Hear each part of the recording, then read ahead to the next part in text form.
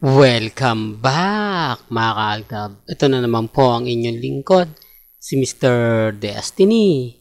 At magbibigay po tayo ng pinakamainit na update po ngayon sa social media mga kaaltab. Ito yung pinaka-latest na kung saan pinag-uusapan po ngayon sa social media. Nakakatuwa naman po mga kaaltab yung mga bagay-bagay po na nakakakuha tayo ng update. Ito mga kaaltab pwedeng nasa Amerika pa po sila o po pwede pa pong nasa South Korea. Ito po yung latest post ni Risa sa kanyang Instagram. Mapapansin nyo mga kaldab, ilang araw nga po bang hindi nag-post si Risa? Hindi po ba? Pero gaya ng sinabi ko mga kaldab, may mga bagay-bagay po na mapapaisip naman po kayo. Di po ba? Alam nyo dito po sa channel ni Mr. Destiny, di po ba? Gaya nga po ng pinapaliwanag ko, at laging sinasabi ko, dumidepende po tayo sa pananaw ng iba.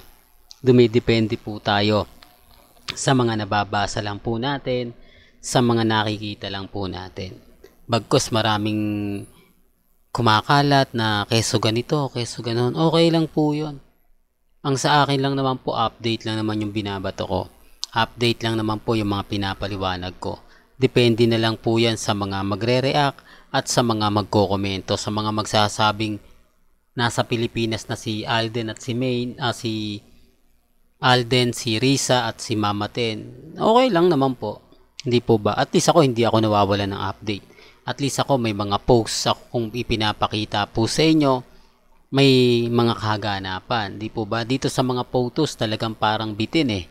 Hindi po ba? Mapapaisip ka na kumbaga hindi mo alam kung papaano na nga po ba o sino-sino na nga po ba yung mga kasama nila Mengay, nila Alden. Real talk mga kaldab, kaya nga po kampante. Tapos maglalabasan pa yung mga photos na nakakatuwa po. Photos na kung saan talagang totoong Maine Polkerson. Di po ba? Ito yung mukha na walang kalyo. Ito yung mukha na pansin nyo yung mata, ilong, di po ba? Tapos sasabihin nila na ganito ganyan, etc. etc. And then, kumbaga pinupurbo ko lang sila mga kaldab sa mga gagawin pa po nila. Kaya po maraming naniniwala na at kumakampi po sa channel ni Master Destiny. Kasi tayo naman po talaga yung totoo eh.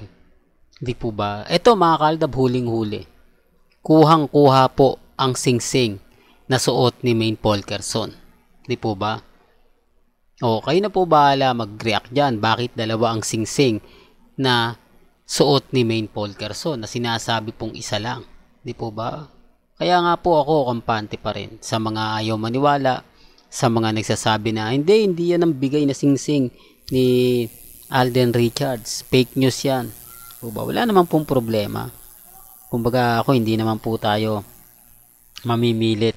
Di po ba? Lalo na nga po kapag ang pinag-uusapan natin ang Aldab Nation.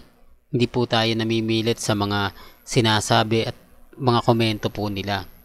Although nalulungkot po ako dahil may nababasa tayo na hindi ganito, hindi ganon. Okay lang po yan. Kasi sa totoo lang naman po mga kaaldab, ako yung tipo na kumbaga ano man po yung mga paliwanag. Bakit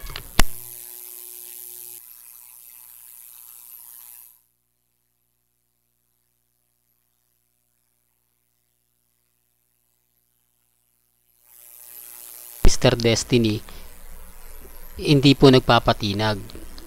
Well, pasensya na po kayo Ulitin ko lang po mga kaaldab, sa mga dumadaan po sa channel natin at bumibisita, lahat po ng mga ebidensya na pinapakita ko, bahala na po kayo.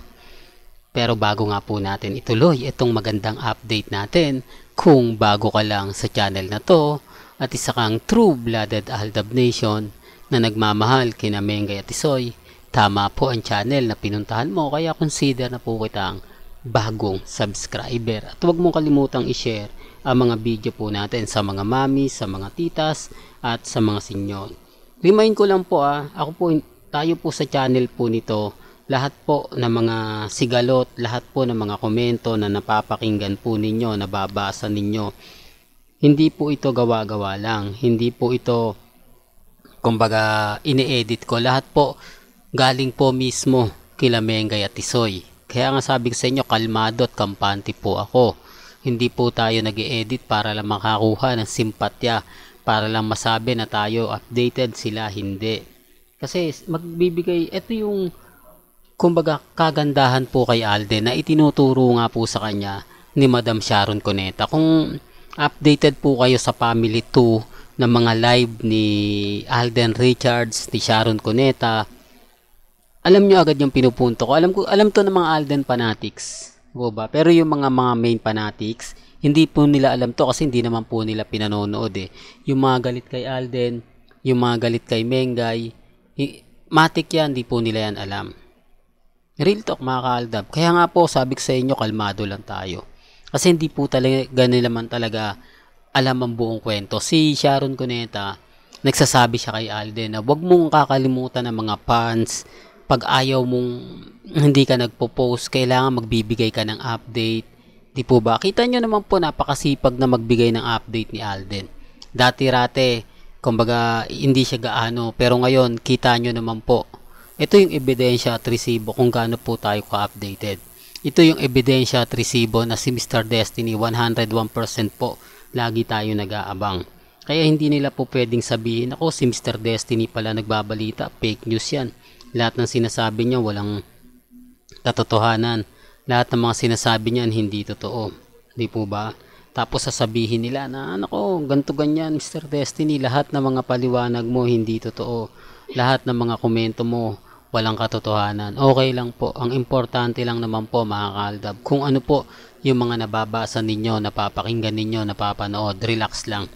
Di po ba sa ngayon mga kaaldab, masasabi lang po natin na depende yan sa sitwasyon, depende yan sa mga komento, sa mga bali-balita na keso ganito, keso ganon. Po ba? Sa ngayon mga kaaldab, lagi ko naman pong pinapaliwanag, depende yan sa mga mababasa ninyo, mapapanood ninyo, mapapakinggan. Sa dami po ng mga bali-balita ngayon na nakikita ninyo, napapanood ninyo, relax lang, kampante lang. Di po ba?